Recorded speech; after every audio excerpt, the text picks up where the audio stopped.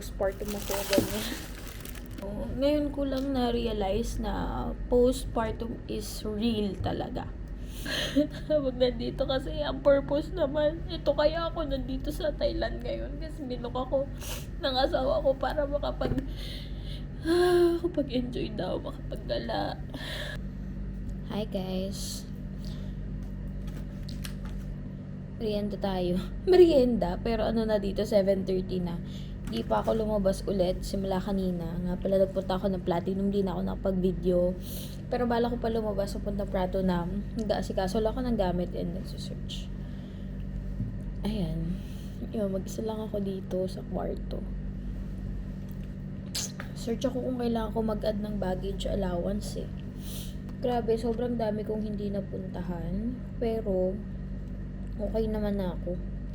Okay na rin yung gastos ko. Oh my God, napakadami kong nagastos.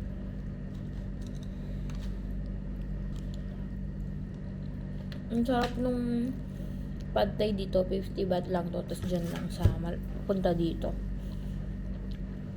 Street food. Sa mga solo traveler dyan, paano nyo po nagagawa ang mag-isa sa kwarto? Ako kailangan laging may narinig kong tunog. So ngayon kahit may ginagawa ako na naka-play YouTube, ganyan. Kasi ako malungkot. Naiyak na naman.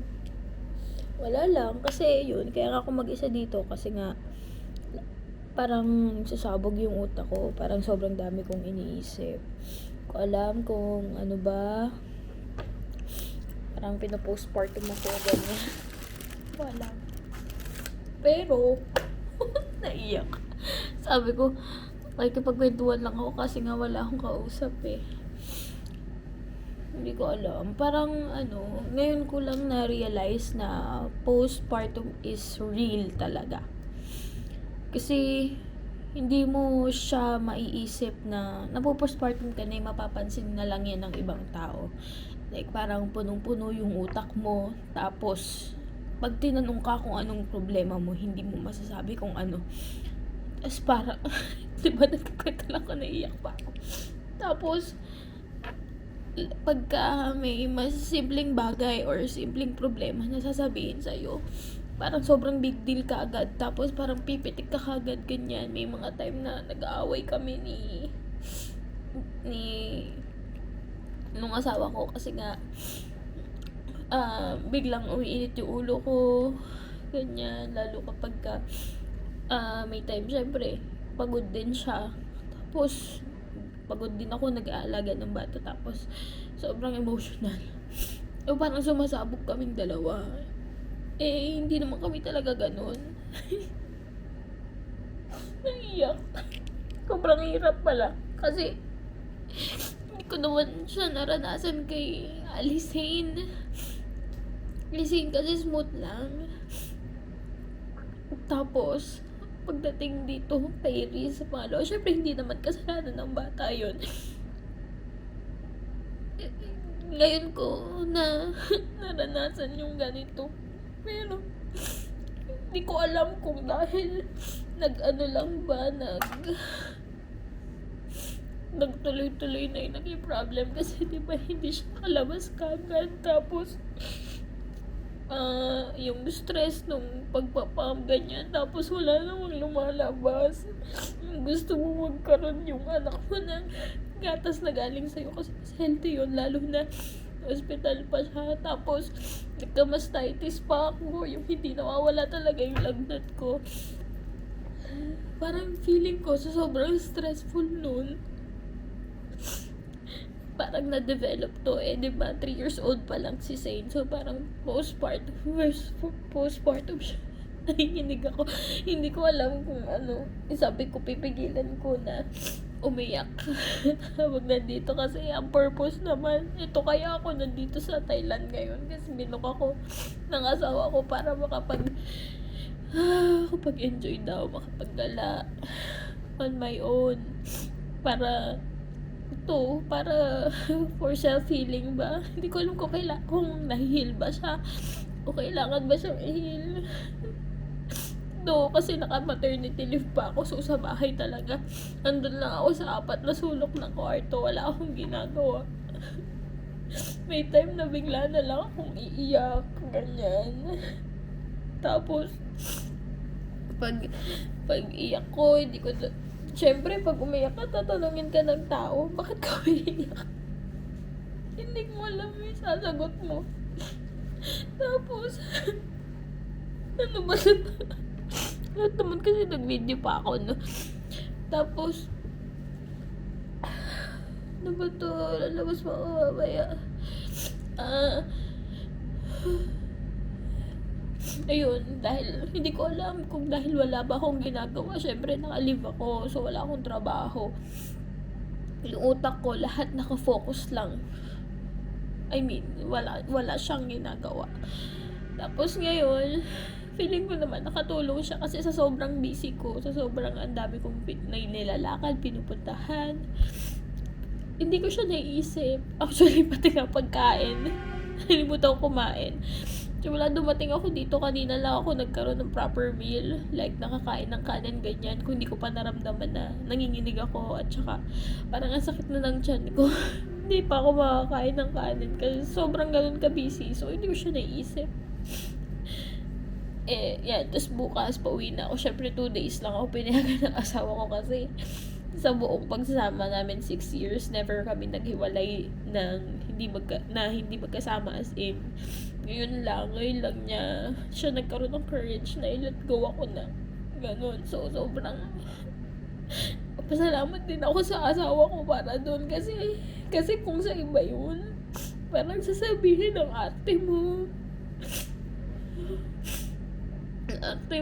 wag ganyan. Yung mga taong, lalo na pag galing pa dun sa mga nanay din, yung sa mga babae na din na sa kanila pa nanggagaling na, yung mga ganun. Which is, hindi naman pare-pares pinagdadaanan ng mga nanay. Kahit naman ako dati, nung kay Alice ito, hindi ko siya naramdaman. Nakikita ko yung mga ibang nanay na may postpartum. Hindi ko sila ginajudge, pero hindi ko alam kung ba't may kakaganon kasi hindi ko naman siya naranasan. So ngayon, nung naranasan ko siya ito sa pangalawa, ko alam kagaya ngayon. Iyak lang ako nang iyak. Hindi ko alam. Parang sobrang liit na problema kapag nakarating sa akin. Nadamdamin ko talaga ng sobra. As in,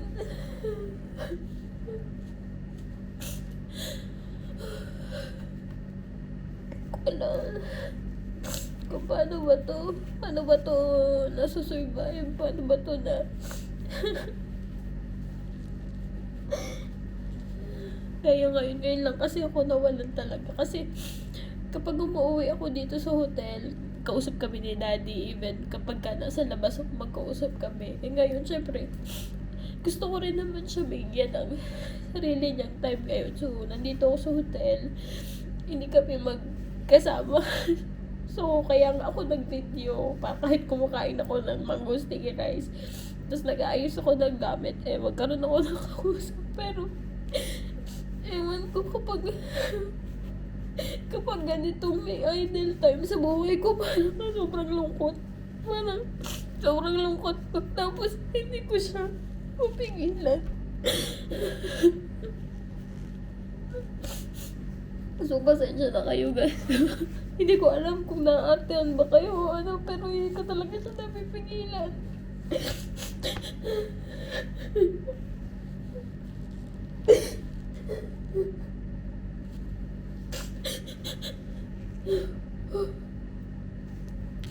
Ano ba yan? Kaya ako nag-video kasi para may makausap ako. Tapos, mabayan na pag nag-aayos ako ng mga gamit. Pero, ano ko na postpartum is real. Hindi siya joke. Hindi ko alam kung pare-pares ba nangyayari din sa mga taong postpartum. Ganito rin ba na punong-puno yung utak mo, hindi mo alam yung problema mo talaga. Sobrang, kahit maliliit na bagay lang yan, kahit nga tawagin ko lang si daddy tapos di siya lumingon, mati-trigger ako. Pero syempre, sobrang liit na bagay lang yun. Yung iba kaya, parang wonder ako. Feeling ko kasi worst na to, pero alam ko may mas mag-worst pa. So, hindi ko alam kung kung pare-pares ba. Pero on my end, ganito yung nararanasan ko. Ganito yung nararamdaman ko. Like, iyak lang ako na iyak. Ito. Pero, dito naman sa lakad ko na to, wala naman ako pinagsisihan. Kasi, masaya naman ako all throughout ng travel na to. Nagkaroon lang talaga ako na idle time ngayon. Kasama na rin siguro, namimiss ko yung mga anak ko, yung asawa ko. Hindi ko alam. Pero, as in, parang loaded yung utak mo. May mga time na parang sasabog siya. Ganyan. Hindi mo na alam yung